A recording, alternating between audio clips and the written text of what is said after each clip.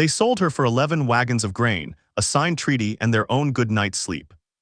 That is the truth Seraphine Duvall carried out of her father's study on the night the frost came early, not a metaphor, not a poet's exaggeration, but a number written in her father's own hand on a parchment stamped with the Duvall crest. One daughter, one border war averted. Her mother did not look up from her needlework. Her sister smiled into her teacup. And her father, the duke who had once carried her on his shoulders through the orchard, said only, "You will understand in time that this is what love looks like in a family such as ours." She was 17. She was handed to the envoys of the Nightspire Dominion, the kingdom every nursemaid in the Aurelian Empire invoked to frighten children into bed. Before the frost had even finished settling on the orchard, she was never allowed to say goodbye to. They believed the Dominion would break her, or worse, forget her. They did not know that in the coldest, cruelest court in the known world, something buried in her blood for 17 years was about to wake up. And when it did, it would not be her enemies who learned to fear the name Duvall. It would be her own family. The carriage that carried Seraphine out of Aurelia had no windows on the side that faced her family's estate. She noticed that first, before the cold, before the fear, before anything else. Someone had planned it that way, so she would not spend her last hours staring backward at the house she grew up in. She wondered if it had been her father's order or her mother's small mercy, or whether it simply didn't matter to either of them which one it was. She was dressed in gray. Not the deep blue of House Duvall, not even morning black, gray, the color of nothing, the color a house wears when it wants the world to know that whoever is inside no longer belongs to them. Her lady's maid, Tama, had cried packing the trunk. Seraphine had not cried at all. She had simply watched her own hands fold her mother's old shawl into the corner of the trunk, the one act of rebellion available to her, and thought, "If I am going to be given away like a broodmare, I will at least go looking like a Duvall." The envoy captain riding beside the carriage was a tall woman with a scar through one eyebrow, and eyes the color of wet slate. She had introduced herself only as Wren, first blade of the Nightspire border guard, and she had not spoken another word to Seraphine in 6 hours except once, when the carriage lurched over a bad stretch of road and Seraphine's knuckles went white gripping the seat. "You've never left the capital before," Wren said. "It wasn't a question." "No, then you don't know what you're riding into." "I know what I've been told."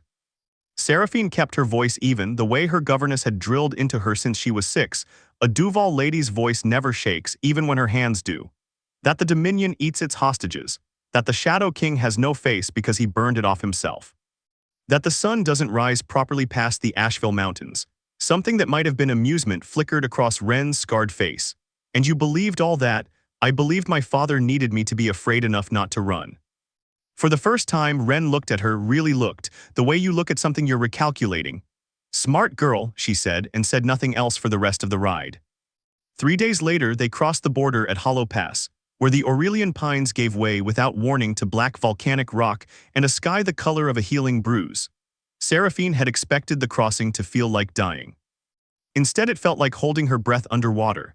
The world did not end, it simply changed color, and she was still there in the middle of it, alive and furious in a way she had not let herself be for the entire journey.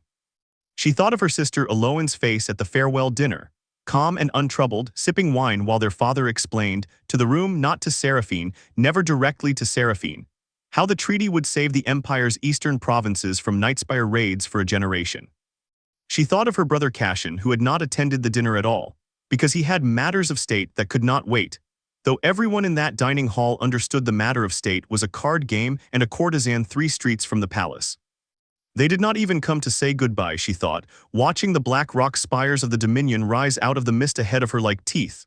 They priced me, and then they went back to their wine. She promised herself, in that carriage, crossing into a kingdom built to frighten children, that she would not spend whatever life was left to her waiting to be forgiven. She would spend it becoming someone they could never again fold into a number on a ledger. The gates of Nightspire's border fortress, Carnath Hold, rose out of the fog like a closed fist. And standing beneath the black iron archway, waiting with his hands clasped behind his back and no expression on his face at all, was a man the Dominion's own soldiers would not meet the eyes of. Wren dismounted first, dropped to one knee in the mud without hesitation and said, "My king, the Aurelian hostage, as promised." Seraphine's carriage door opened onto the cold. She stepped out into it, chin lifted, and found herself looking, for the first time, into the face of the man her nursemaid had spent her whole childhood warning her about, the Shadow King of the Nightspire Dominion, Kalen Veros. He did not look like a monster. That was the first thing that struck her, standing there in the mud with her gray dress soaked through and her hands shaking despite every lesson her governess had ever taught her. He looked instead like a man who had simply stopped expecting anything good to walk through his gates, and was mildly, coldly surprised that something had. "So," he said, in a voice that carried no cruelty and no warmth either, just a terrible flat patience, "this is what the Duke of Duval thinks buys him a generation of peace."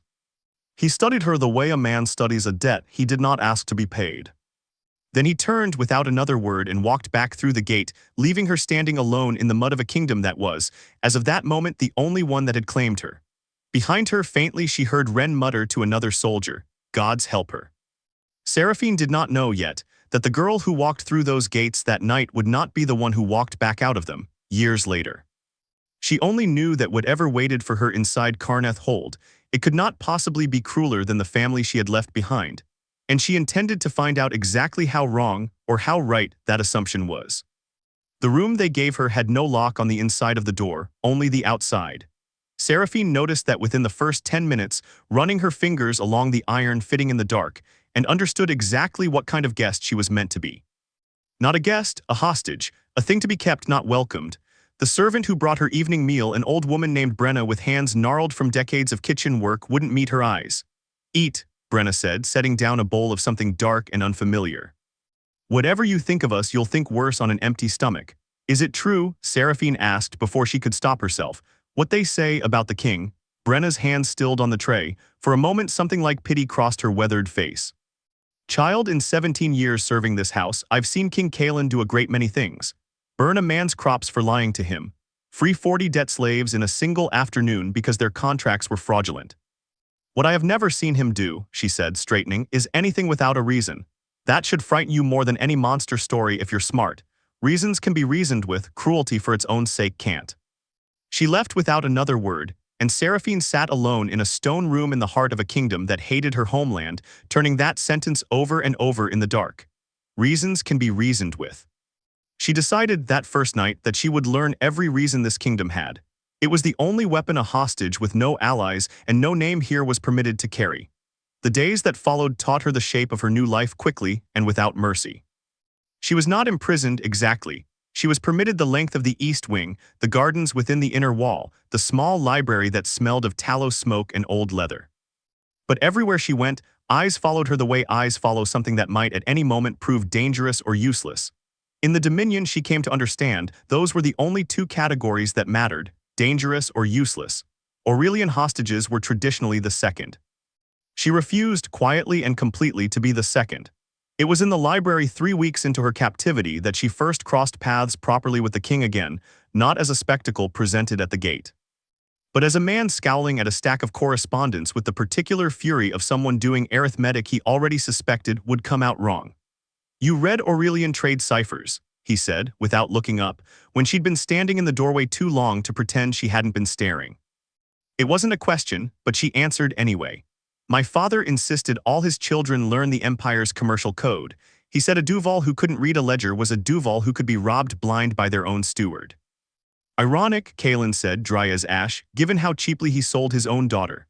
He finally looked up, and there was nothing soft in his gaze, but there was, for the first time, something that might have been curiosity. He turned the parchment toward her across the table. "Tell me what this says."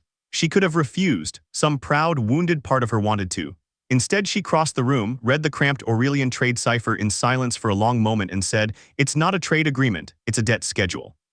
Someone in my father's court has been borrowing against the Eastern grain tariffs for at least 2 years and falsifying the ledgers your border agents are reading as legitimate commerce." Something shifted in Kalen's face. Not warmth, attention. Whose signature? She looked closer, and her stomach turned cold in a way that had nothing to do with the Dominion's winter air. "My brother's seal, Cashin's." The silence that followed stretched long enough that she could hear the fire cracking in the grate. Then Kalen said, quietly, almost to himself, "So the peace your father bought with you was never peace at all. It was a curtain, so his son could keep robbing my border towns blind while everyone believed the debt was settled." He looked at her again, and this time the look lasted. "Interesting," he said. "The hostage turns out to be more honest than the men who sold her." It was not kindness. Seraphine understood that even then. But it was the first time in weeks that anyone in this cold, watchful kingdom had looked at her as something other than a problem to be managed. and some small stubborn part of her, the part that had refused to cry packing her trunk, decided that if this was the only kind of respect available to her here, she would earn as much of it as the Dominion could give. She did not yet know that the trade cipher she'd just translated would become the first thread in a plot that stretched all the way back to her father's study, and that pulling it would eventually unravel everything her family had built their comfortable lives upon. That night, for the first time since crossing into Nightspire, Seraphine did not cry herself to sleep.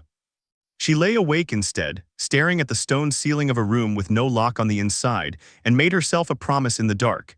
If I cannot go home, I will make myself impossible to ignore here. And one day, they will have to answer for what they signed away. She had no way of knowing that somewhere beneath Carnath hold in an archive sealed since before her own birth. There was a record with the Duvall name on it that had nothing to do with treaties or debts at all. A secret that would explain far more about why the Dominion had agreed to accept her of all the Aurelian nobility's children in exchange for peace. It began with the headaches. They came without warning, 3 months into her stay at Carnath Hold, a white-hot pressure behind her eyes that dropped her to her knees in the middle of the garden one gray afternoon, accompanied by a sound like distant thunder that no one else seemed to hear. Brenna found her there, curled against a stone bench, and did not call for a physician. She called for the king. Kalen arrived faster than Seraphine would have expected for a hostage's fainting spell.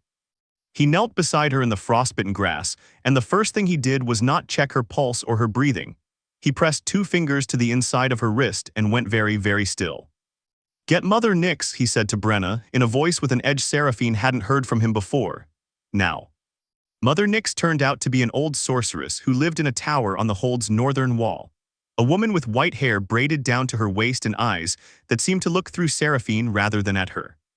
She examined Seraphine's wrist the same way Kalen had, then peeled back her sleeve to reveal a faint mark near her elbow, a birthmark Seraphine had carried her whole life and never once thought to question, shaped like a small, jagged crown. Mother Nix's face went pale in a way that made Seraphine's stomach drop. "Impossible," the old woman murmured, "or not impossible, deliberately buried and well." "Speak plainly," Kalen said. "This girl," Mother Nix said slowly, "carries Nightspire blood, old blood. Asheville line blood, sealed generations back by a binding so thorough I'd have staked my life no trace remained." She looked up at Kalen and then longer at Seraphine. "Someone at some point in this girl's ancestry was one of us. And someone after that made very certain the world would forget it." Seraphine's mouth had gone dry. "That's not possible. My family has been Aurelian nobility for 6 generations. There are portraits, records. Records can be rewritten," Mother Nix said, not unkindly. "Blood cannot. And blood as old and strong as this one doesn't stay quiet forever, child. It was always going to wake up eventually. The only question was what would trigger it." Her pale eyes flicked to Kalen. "Crossing into Nightspire territory, most likely. The land itself calls to blood that belongs to it." Kalen said nothing for a long moment, watching Seraphine with an expression she couldn't read, calculation certainly, but underneath it, something that looked almost like recognition, as though a puzzle he'd been half-solving for months had just clicked one piece further into place. "That would explain," he said slowly, "why the Duke was so eager to accept our specific demand for a daughter rather than gold or land. He didn't offer her at random." His jaw tightened. "He offered the one child in his household he suspected was dangerous and dressed it up as a sacrifice." The realization landed on Seraphine like cold water. All those years, the way her father's eyes would sometimes catch on her in a room and go strange and distant. The way her mother had insisted, over her governess's objections, that Seraphine never be taught the old Asheville folk histories that every other noble child in Aurelia learned as bedtime stories. The way she had always been kept one careful half-step outside the family's inner circle, praised in public and quietly excluded in private. They knew, she thought, and the thought arrived not as grief this time, but as something harder and colder settling into place behind her ribs. They knew what I was, or at least suspected it, and instead of raising me to understand it, they buried me alive under politeness for 17 years. And when a use for me finally appeared, they didn't hesitate to spend me. "What does it mean?" she asked Mother Nix, "carrying this blood, what does it do?" The old sorceress's answer came slow and deliberate, the way one hands over something heavy. "It means, my dear, that whatever powers sleep in you have been waiting a very long time to be used. And now that you've crossed into land that remembers your family's true name, they are going to keep waking, whether you're ready or not." As if in answer, the white-hot pressure returned behind Seraphine's eyes. And this time when it peaked, The stone bench beneath her hand split clean down the middle with a crack like a whip, frost spreading from the fracture in a spiral pattern too perfect to be natural. Kalen didn't flinch. He watched the frost bloom across the broken stone with an expression of grim, careful satisfaction and said quietly to Mother Nyx, "Train her." "My king," I said, "train her." His eyes hadn't left Seraphine. "The Duke sold me a hostage he thought was worthless enough to spare and dangerous enough to be rid of. He miscalculated on both counts. I intend to make sure he understands exactly how badly, eventually, but not until she's ready to be the one who shows him."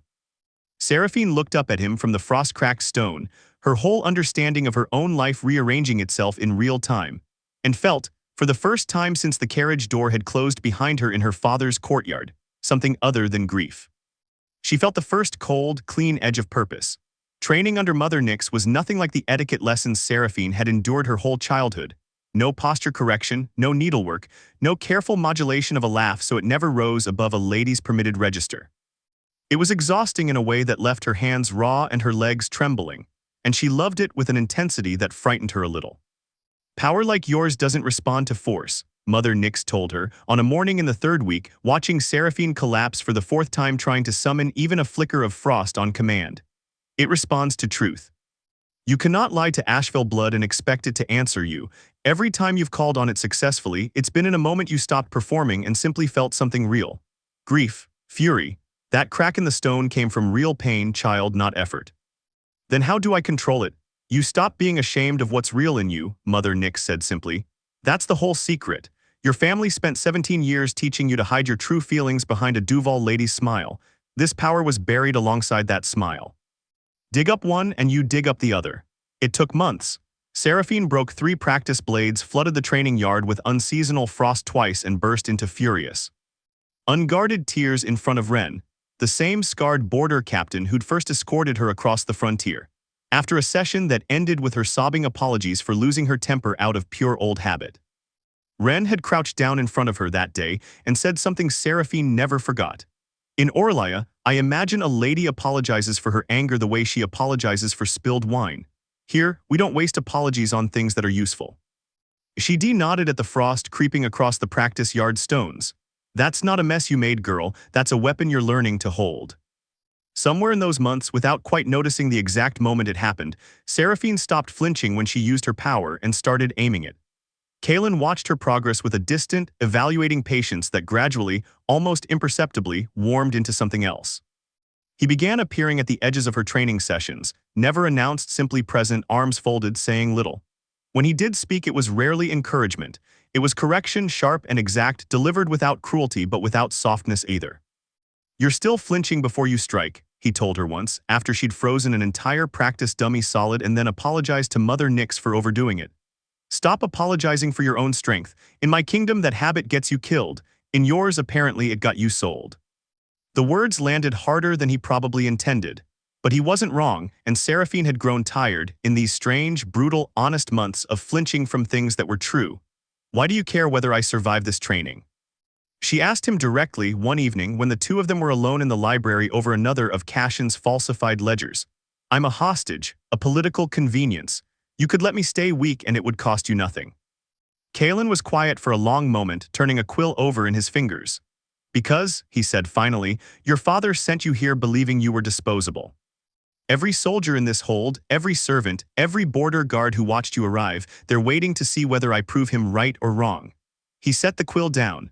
"I don't particularly care about restoring your family's honor, Lady Duvall.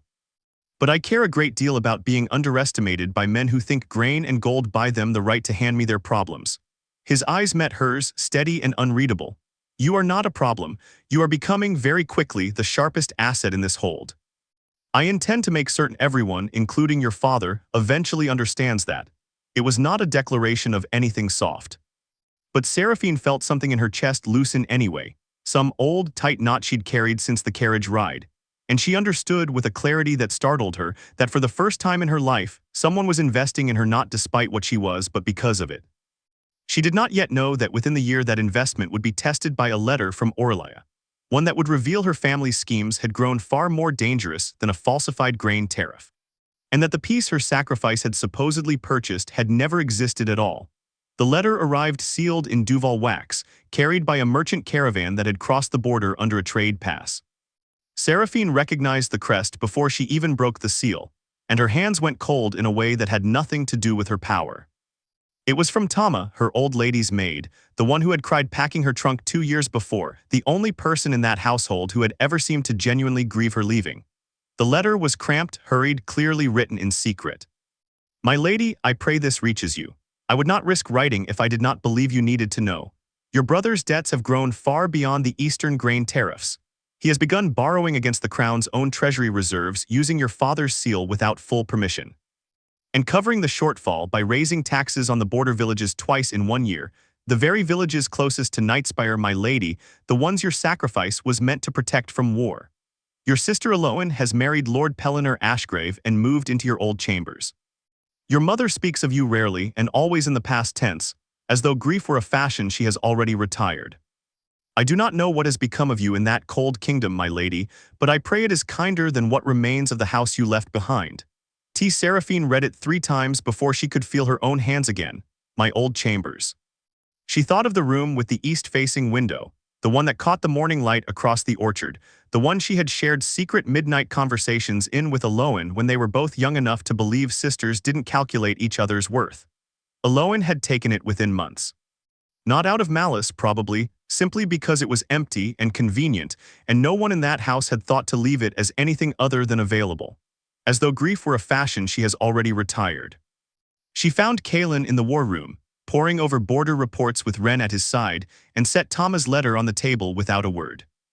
He read it in silence, his jaw tightening with each line, and when he finished he looked up at her with an expression she'd learned over 2 years to recognize as barely contained fury held in careful check.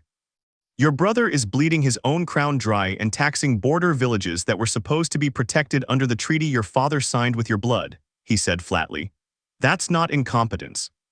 That's a man who has learned he can spend anything gold, peasants, daughters, as long as he keeps the ledgers pretty enough for no one to look closely.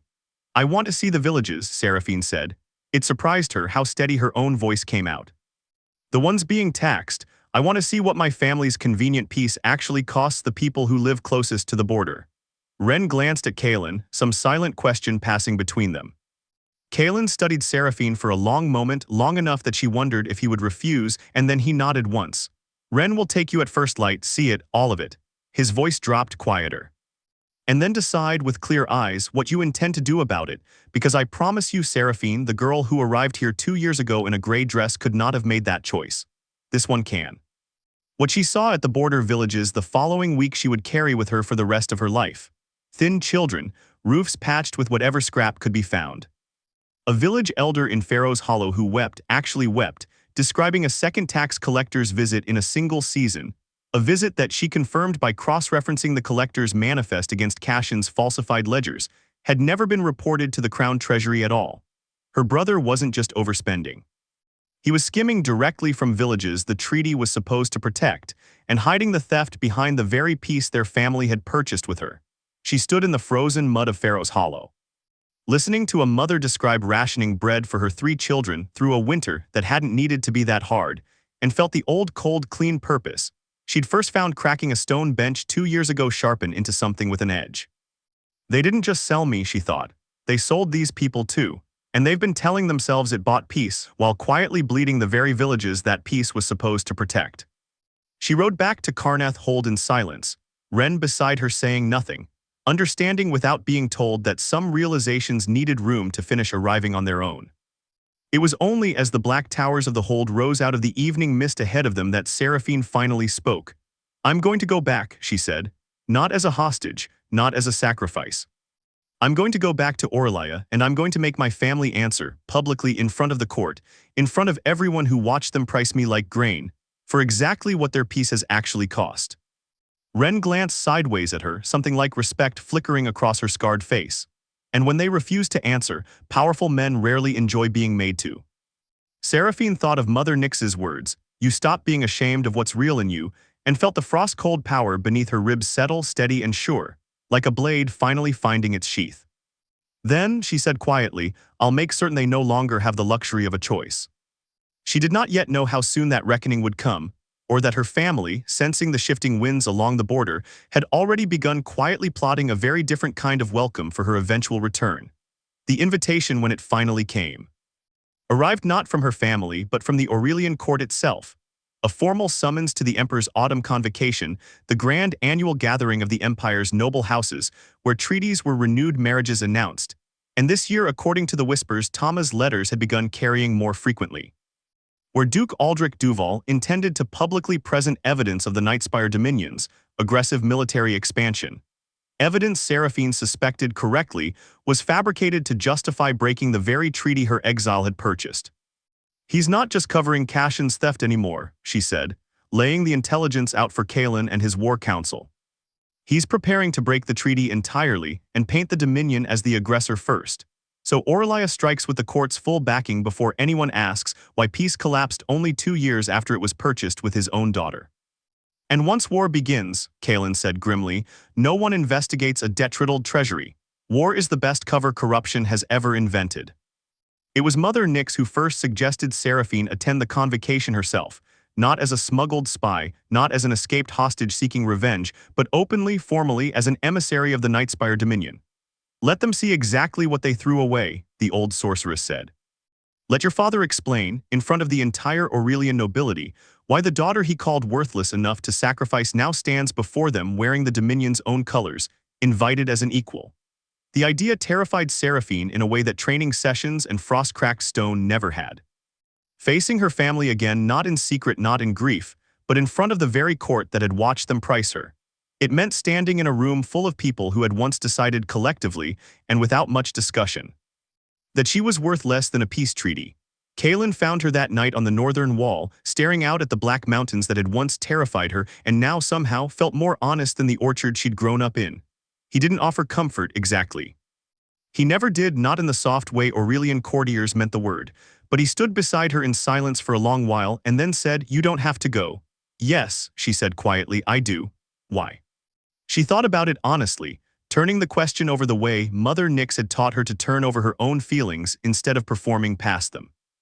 "Because if I don't," she said finally, "some part of me will always be the girl in the gray dress, waiting in a carriage with no windows, believing whatever number they wrote on that parchment was the truth of what I'm worth."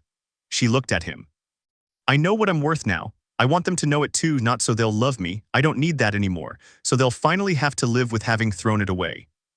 Something shifted in Kalen's expression, not softness exactly, but a kind of fierce, quiet approval that she'd come to recognize as the closest thing he offered to open admiration.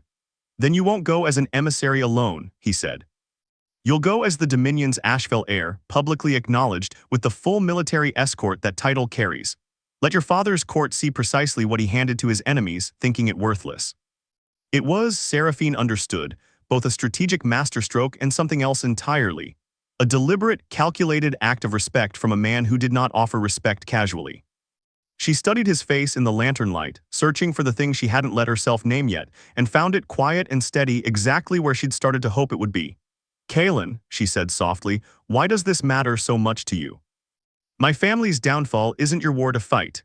He was quiet for a long moment, and when he spoke, his voice had lost its usual flat control. "Because 2 years ago, a girl in a gray dress stood in my courtyard terrified, and instead of breaking, she asked me a question no hostage has ever asked me before. She asked what my reasons were." His eyes held hers unflinching. "I have spent 2 years watching that girl become someone I did not expect and did not entirely prepare for. Your family's downfall matters to me, Seraphine, because you matter to me, more than treaties. More, I suspect, than is strategically wise for a king to admit." The confession hung between them in the cold mountain air, unadorned and entirely unlike anything Aurelian romance had ever taught her to expect. No flowers, no performed poetry, just plain, dangerous honesty, offered the same way he offered everything, without apology.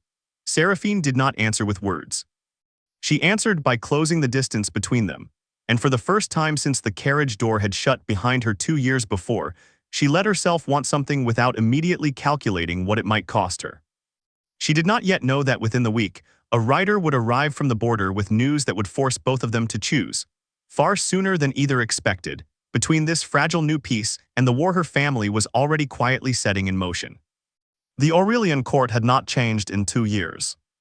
That was the first thing Seraphine noticed. Riding through the capital's gates at the head of a Nightspire honor guard, the black and silver Asheville colors snapping in the wind above her, the same marble, the same gold-leafed ceilings, the same perfumed air thick with 2 decades of careful, practiced politeness. What had changed was her. She rode through streets she'd once been driven through in a windowless carriage, and this time every eye that turned to watch her pass did so with open, uncertain fascination, not pity. Her father's face when she entered the convocation hall was the face of a man doing very fast, very frightened arithmetic. Seraphine. Duke Aldrich Duvall rose from his seat among the assembled nobility, and for one unguarded moment, something that might have been genuine shock or genuine shame crossed his features before the old, practiced Duvall composure smoothed it away. "You look alive," she finished for him loud enough to carry.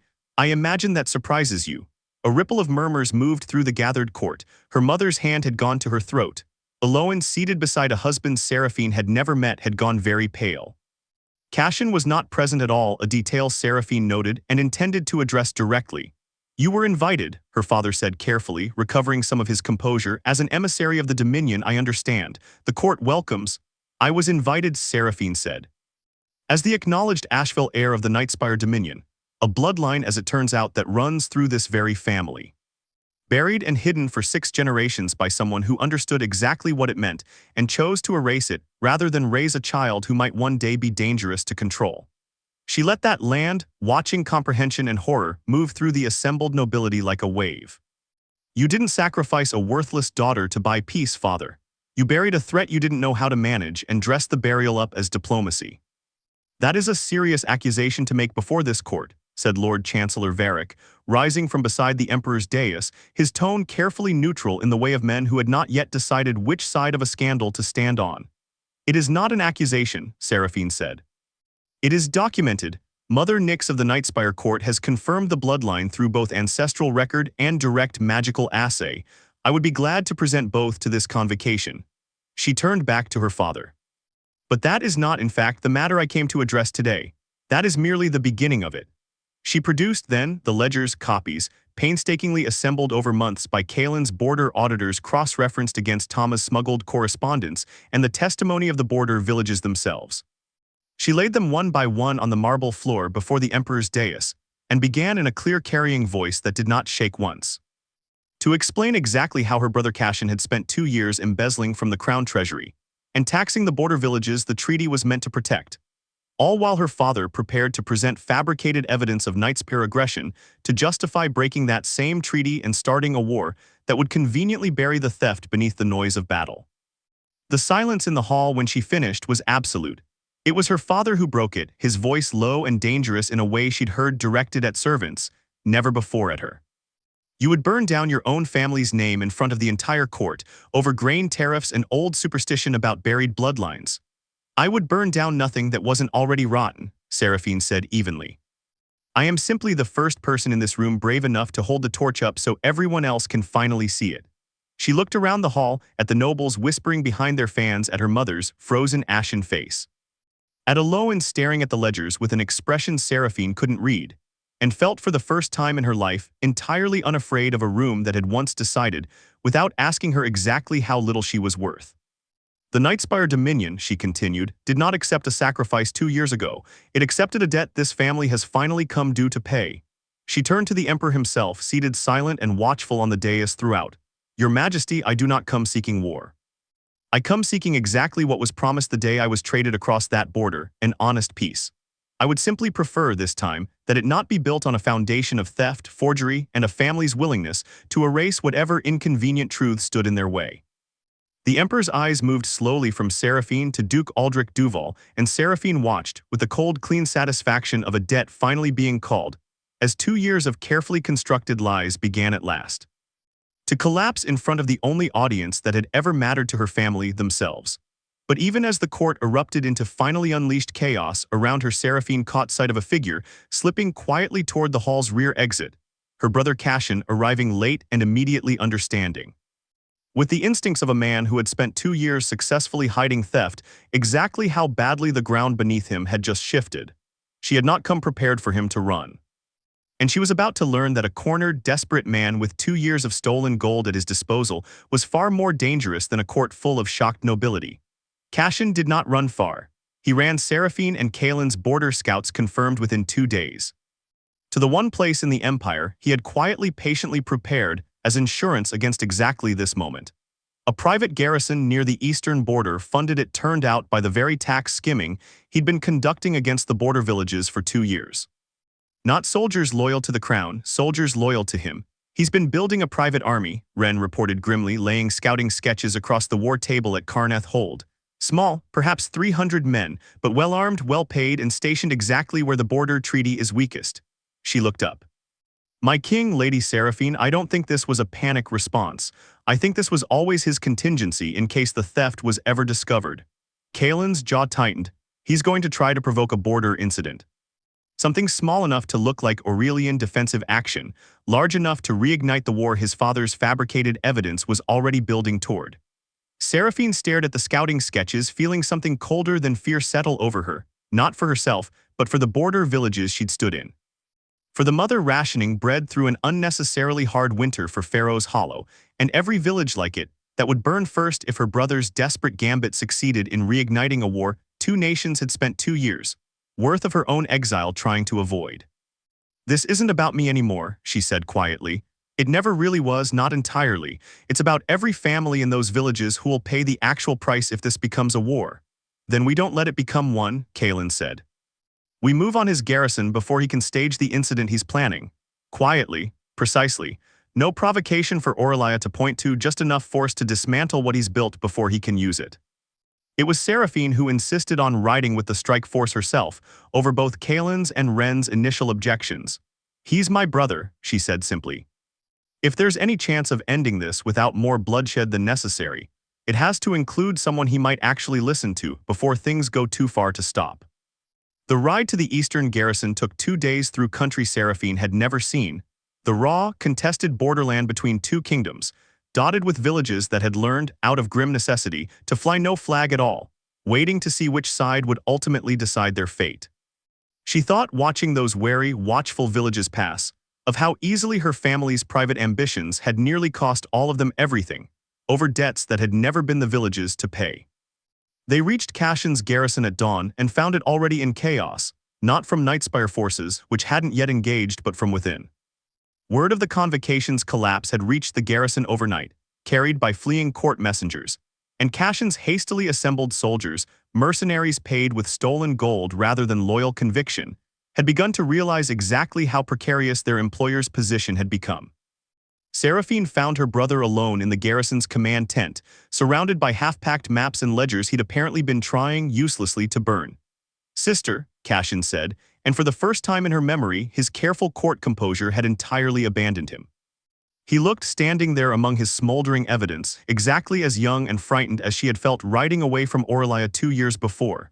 You've come to finish it, then? I've come to stop it, she said. There's a difference, though I understand why you might not believe that anymore. Do you have any idea, he said, voice cracking, what it was like growing up the son who was supposed to inherit an empire's worth of expectations? While father spent every spare moment worrying about you, about what you might become, what you might be capable of, what needed to be buried before it woke up, I spent my whole life competing with a threat he was too afraid to even name to me directly. Do you know what that does to a person? Something in Seraphine softened, despite everything, not enough to forgive, not yet, perhaps not ever entirely, but enough to finally see her brother clearly, as a person shaped by the same cold, calculating household that had shaped her, just from a different, equally damaging angle. No, she said honestly. I didn't know that, no one told me that either. She stepped closer, her voice steadying. But Cashin, stealing from border villages, building a private army, nearly starting a war to cover your own debts, that's not competing with a threat. That's becoming exactly the kind of danger father was always afraid I might be, except you actually did it. He had no answer for that. Outside the tent, the sound of his mercenaries' voices had grown louder, more uncertain, more clearly on the verge of abandoning a cause that had just publicly, catastrophically collapsed.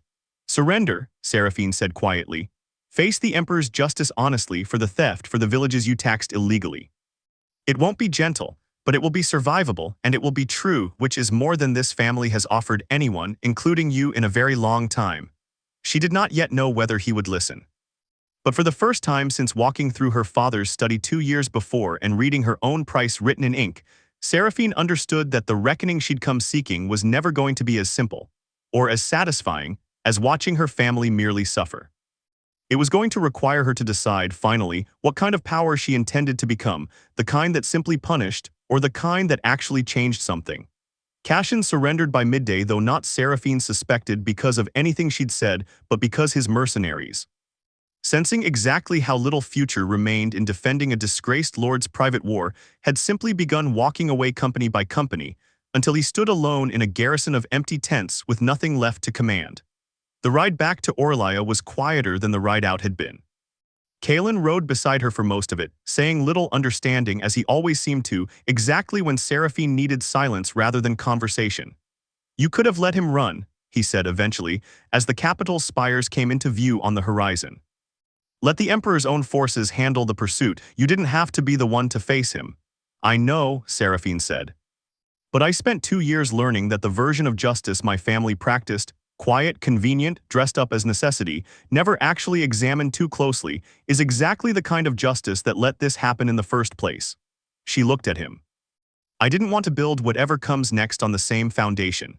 The Emperor's formal judgment, delivered 3 weeks later before a convocation hall packed tighter than Seraphine had ever seen it, was thorough, and by Aurelian standards unusually public. Cashin Duvall was stripped of his succession rights and sentenced to a decade of supervised labor rebuilding the very border villages he'd illegally taxed. A sentence Seraphine had, in fact, quietly petitioned the Emperor to consider, arguing that true accountability meant repair, not merely punishment. Duke Aldrich Duvall, found to have known of and concealed his son's embezzlement while separately fabricating evidence of Nightspire aggression, was stripped of his ducal title entirely.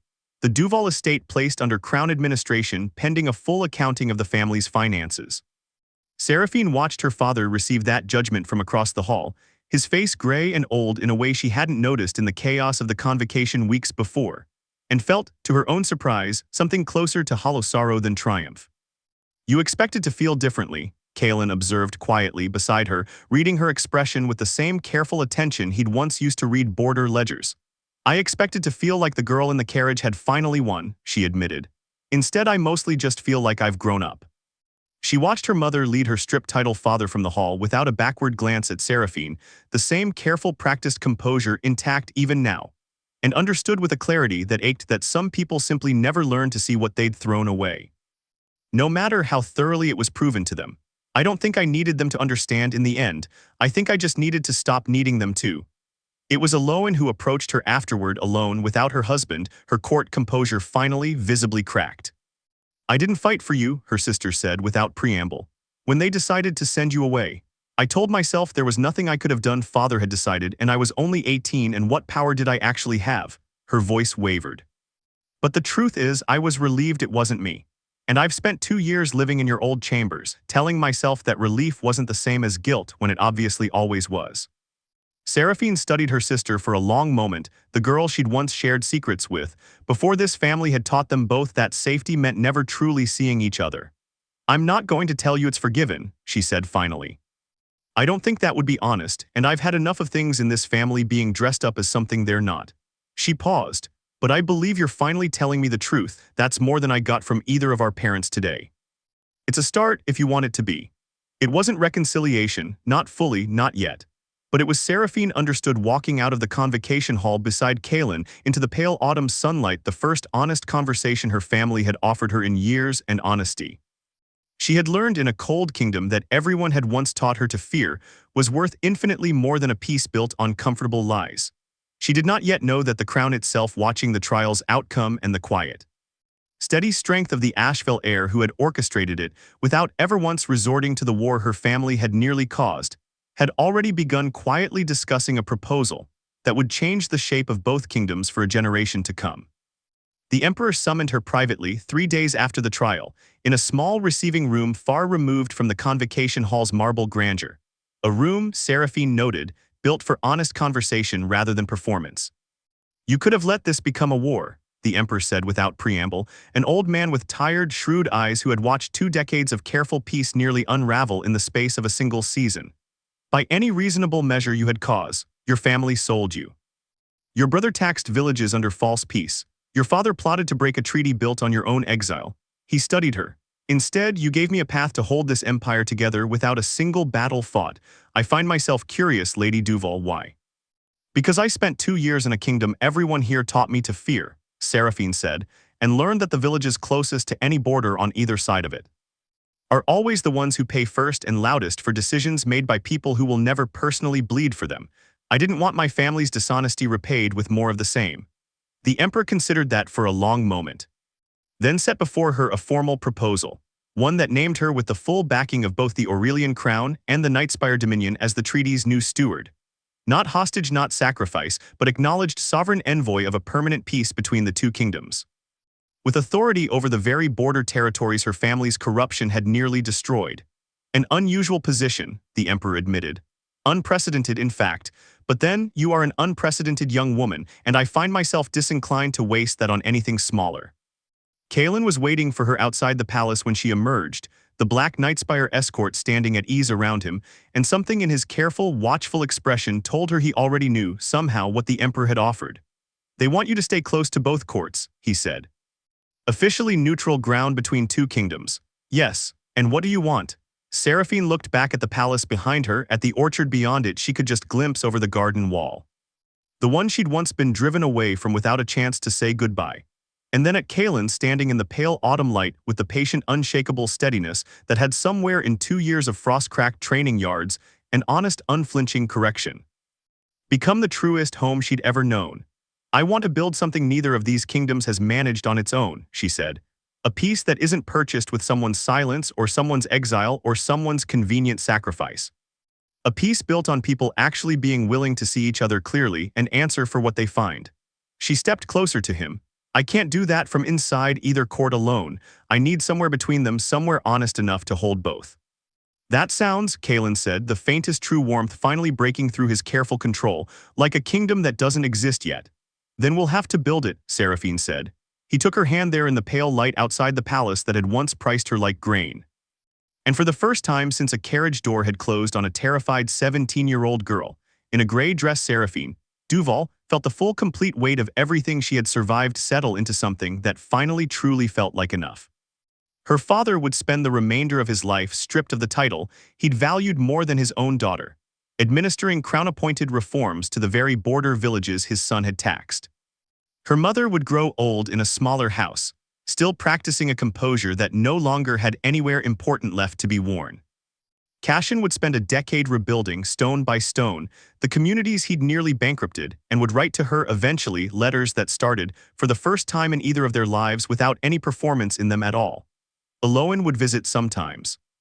Tentative and honest in a way she'd never been permitted to be as a favored daughter, and slowly, carefully. The two sisters would build something neither of them had been taught how to build, a relationship that didn't require either of them to disappear for the other to be safe. And Seraphine would spend the following years exactly where she'd chosen to stand, between two kingdoms that had once defined themselves entirely by their fear of each other, holding both accountable, refusing every comfortable lie either court offered her, building village by village, treaty by honest treaty. A peace that finally deserved the name. They had sold her once, believing a frightened girl in a gray dress was worth less than the peace her absence might buy. She returned having built something infinitely rarer than the peace they'd purchased, a peace that could survive being looked at honestly, because for the first time in either kingdom's long, guarded history, someone had finally been brave enough to stop hiding what was true.